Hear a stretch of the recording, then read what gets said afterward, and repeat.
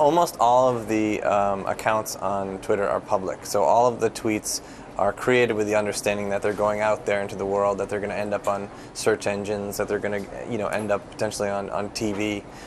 They're very public. In fact, the Library of Congress is going to be archiving all the tweets. So there's a lot of stuff that we can do with these tweets. We can look through them to see what the most popular words or phrases are this minute in San Francisco or in New York City or in Sao Paulo. We can see what's on people's minds in those areas. We can also syndicate out all this data so that we can provide it to companies like Google and Bing, who then create their own user experiences on all these tweets to help people discover more relevant information. With that, the extension would seem to be searchability. Yeah. Or a Google. Well, we're actually partnered with Google already very tightly. They're going to be archiving all the tweets. They provide a great search, and we have an actual partnership with them to syndicate our data to them, and that's the way we like to work right now. So yeah, but definitely culturally, we've actually taken a lot of cues and a lot of pages out of their book in building Twitter, and we've been focusing these 3 years on growing the service, on making it reliable, and on making it valuable.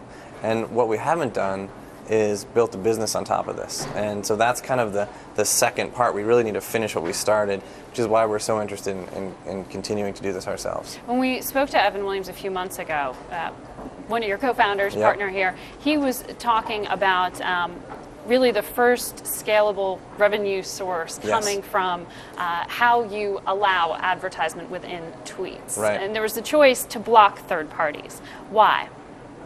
Well, the promoted tweets platform is probably what he was talking about. Yes. And that's the idea that any company can get a tweet seen by a lot more users if they use our promoted tweets platform.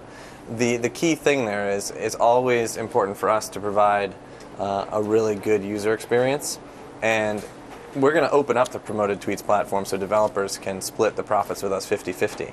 But we need to make sure, just like we made sure that the service and the company itself was valuable over the last 3 years, we need to make sure that we build this promoted tweets platform right from the beginning, and that there isn't any spam and there isn't any confusion around what exactly a promoted tweet is. So in that regard, we decided that we should really sort of own the way that this works and then syndicate it out. We don't like censorship. We don't like being blocked. We think that the open exchange of information can have a positive global impact. That's what we've been working on essentially for 10 years. And Twitter has put a really fine point on that because it's grown so fast, so quickly. It's become ubiquitous, and it's this for the first time ever. We've created something that works on the most rudimentary of technology, SMS. So that has really changed, really sped up this process. But we've always been pro information sharing, democratization of information, and more information is better. I know international is a big area for Twitter. There was a white paper put out by the Chinese government talking about the internet and social networking. Right. And they specifically, in the English translation, referenced Twitter as almost a positive tool within social networking. So what do you make of that? Have you seen this white paper? I have not seen the white paper. It's interesting. As far as I know, we're blocked in China, but we still see traffic. And I think that's partially due to the fact that we have a very open technology platform which allows people to build new and different ways to use Twitter. So but it is surprising to find that it's this official statement saying that we're great. That's good. I like that. I like the sound of that. Can you be a global corporation and or really have a global reach and not have more of a presence in China? I think the China issue is interesting, and as I said, we're still seeing traffic in China, so I think it remains to be seen. We don't have any plans to put assets or people in China anytime soon, but we would like to see more people using and Twittering in China. Where are you seeing the most growth? We're seeing most of the growth, I'd say it's about 60% of the growth is outside the U.S. About 40% is within the U.S., and then that 60% is broken up. I'm not exactly sure what the exact breakdown is, but for example, growing very quickly in Japan. Really fast in Japan. And when you look at the valuations out there, it's got to frustrate you to be even asked this question, I'm sure. But the valuation that's most widely reported is, what, $1.4 billion. I mean, how do you gauge what your company's worth?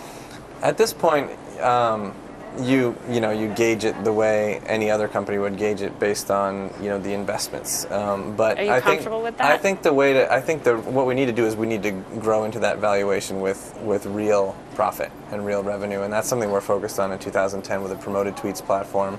And so far it's going very well. You are profitable now.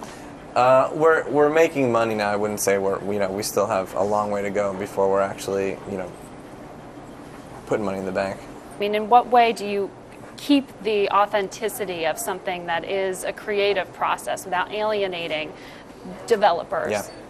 The thing you have to do is when you're building a platform and when you're building a service that's ultimately going to be used by hundreds of millions of people, is you need to communicate effectively why this particular decision is actually going to create many more users and many more opportunities than if we weren't to do it. So. An example you mentioned of building mobile applications like an iPhone application, for example, we had many people who had heard about Twitter. There's a lot of awareness of Twitter, so they go to the Apple iPhone, the iTunes App Store, and they search for Twitter and they don't find anything. Maybe they find an application that's not even called Twitter, and they somehow miraculously find out that they have to go then create a Twitter account to use it. Right. It was really a stumbling block to growth.